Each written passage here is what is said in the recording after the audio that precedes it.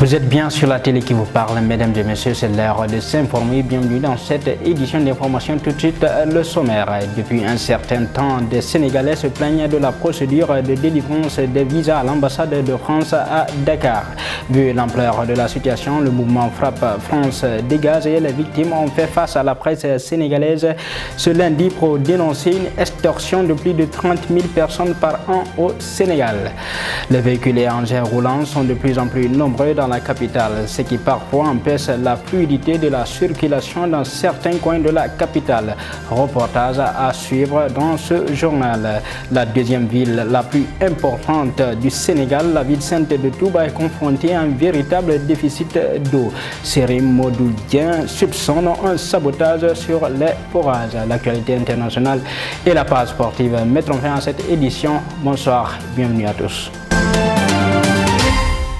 Comme annoncé dans les titres, entre rejet sans justification, rétention de passeport et lenteur dans le traitement des demandes, les récriminations sont nombreuses vis-à-vis de l'ambassade de France à Dakar. Le mouvement Frappe France Dégage et les victimes ont fait face à la presse ce lundi 10 octobre au siège de Frappe France Dégage pour dénoncer la politique de délivrance des visas de l'ambassade de France au Sénégal. Suivant successivement le porte-parole de Frappe France Dégage et la représentante des étudiants victimes.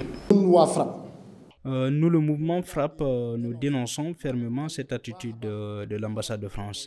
Nous appelons cela de l'arnaque. Nous avons relevé des statistiques sur le nombre de victimes ici au Sénégal. Ils ont arnaqué plus de 30 000 personnes. Ils ne se sont pas arrêtés là. Ils continuent jusqu'à maltraiter nos confrères. Maintenant, l'ambassade de France confisque les passeports des Africains sans raison valable et c'est parfois jusqu'à...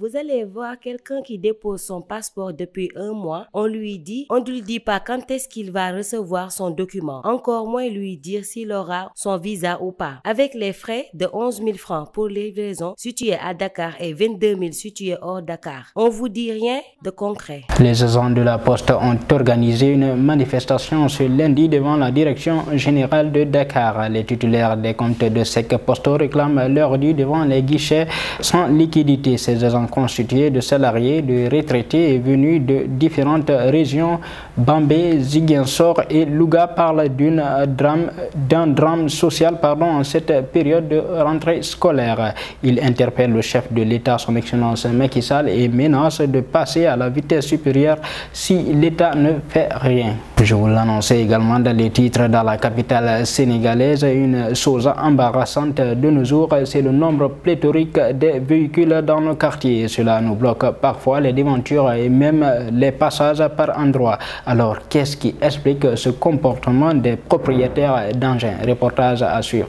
De nos jours à Dakar, nous constatons que nous avons un nombre incalculable de voitures, les parkings pleins. La question de se garer constitue maintenant un sérieux problème. Voilà pourquoi nos devantures sont souvent bloquées par des engins. Monsieur Ndaw, lui, trouve ces actes déplorables et indisciplinaires.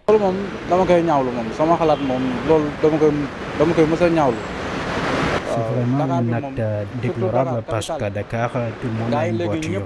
Il faut savoir qu'avant d'avoir une voiture, il faut être discipliné d'abord, voir s'il y a des parkings payants. Les trottoirs, c'est pour les piétons. Moi, je ne marche pas sur la route, je marche sur le trottoir. Les conducteurs doivent savoir où est-ce qu'il faut garer et laisser le trottoir aux piétons. Les voitures, il y a beaucoup de voitures qui ne sont que des caracasses.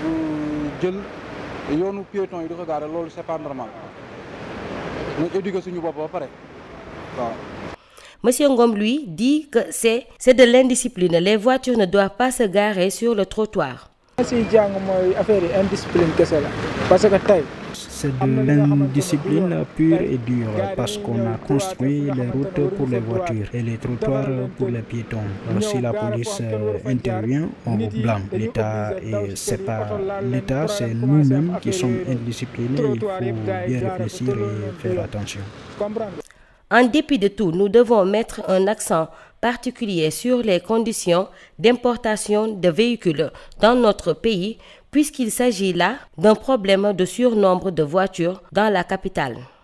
Sen'Eau coupe le compteur des campus pour le non-paiement des factures. Une partie des bâtiments administratifs du campus social de l'université Alioune Diop de Bambey sans eau courante depuis plusieurs semaines en raison du non-paiement bien sûr des factures d'eau. Le directeur des relations publiques de Sen'Eau souligne que malgré ces factures impayées, la société continue de distribuer de l'eau dans certaines parties de l'IADB pour subvenir aux besoins des étudiants. Je vous l'ai annoncé également dans les titres, la deuxième ville démographique du Sénégal, en l'occurrence la ville sainte de Touba, est confrontée depuis le Grand Magal à un véritable déficit d'eau dans les robinets. Ce que dénonce Serigne Modou Dieng qui lui soupçonne un sabotage sur les forages. Suivez. Suñu première naqar ci màggalu ren mooy ku ne xam na ne bi première safar.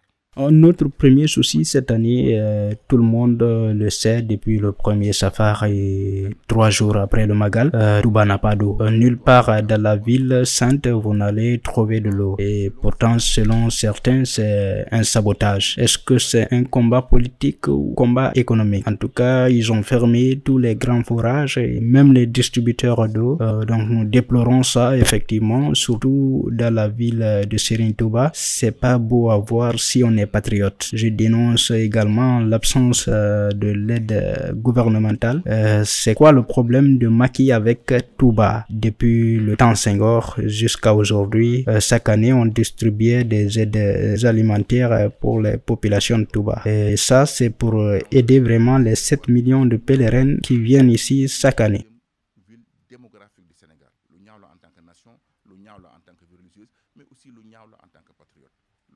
Et puis ce mardi 11 octobre 2022, nous commémorons le 10e anniversaire de la Journée internationale de la fille. Le thème retenu cette année, c'est nos droits, notre avenir.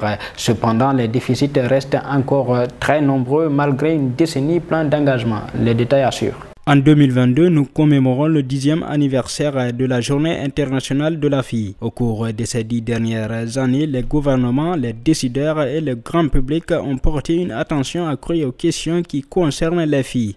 Et les filles en retour ont eu davantage d'occasions de faire entendre leur voix sur la scène mondiale. Pourtant, les investissements dans les droits des filles restent limités. Les filles continuent de faire face à une myriade de défis pour réaliser leur potentiel. Une situation aggravée par les crises simultanées du changement climatique, de Covid-19 et des conflits humanitaires. Les filles du monde entier continuent de faire face à des défis sans précédent en ce qui concerne leur éducation, leur bien-être physique et mental et les protections nécessaires pour mener une vie sans risque de violence. L'épidémie de Covid-19 a aggravé le fardeau qui pèse sur les filles du monde entier et réduit à néant le progrès important réalisé au cours de la dernière décennie. Mais de l'adversité naissent l'ingéniosité, la créativité, la ténacité et la résilience. Les 600 millions d'adolescentes dans le monde ont montré à maintes reprises que si on leur donne les compétences et les opportunités nécessaires, elles peuvent être les actrices du changement et du progrès au sein de leur communauté et construire un monde plus fort pour tous, femmes, garçons et hommes. Les filles sont prêtes pour une décennie d'accélération vers l'avant. Il est temps pour nous tous de nous montrer responsables avec et pour les filles et d'investir dans un avenir qui croit à leur action, leur leadership et leur potentiel. Et puis c'est la peur et la consternation chez les habitants de Diagali, un village situé dans l'arrondissement de Barkédji, département de Linguère. Un jeune boutiquier a été tué par balle par des cambrioleurs. Les faits se sont déroulés ce lundi sous les coups de 21h30. Les habitants qui étaient bien installés ont subitement entendu des coups de feu provenant non loin de leur habitation.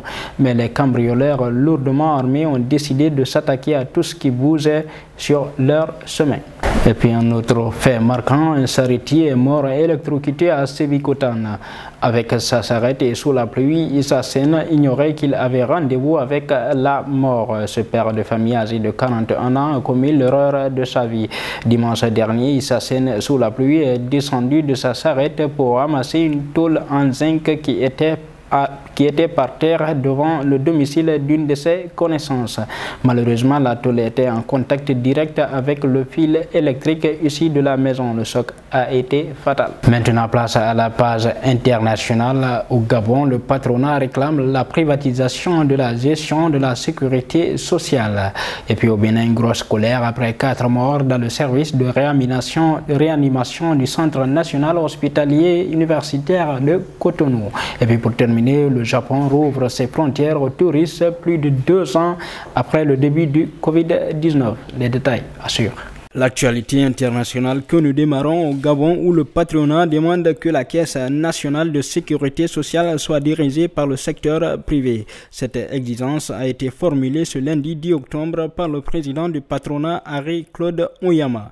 Car la Caisse nationale de sécurité sociale est dans la tourmente depuis plusieurs mois. La mauvaise gestion de la Caisse a souvent été décriée et les retraités ont du mal à percevoir leurs pensions et autres allocations. Au Gabon, émotion, incompréhension et révolte après le décès vendredi dernier de 4 patients au service de réanimation du Centre national hospitalier universitaire de Cotonou. À la suite d'une coupure d'électricité, les parents des victimes sont formels. C'est la coupure qui a tué leurs proches. Le ministre de la Santé a reconnu un dysfonctionnement. En attendant les résultats de l'enquête ouverte par le gouvernement, l'affaire continue de faire un grand bruit à Cotonou.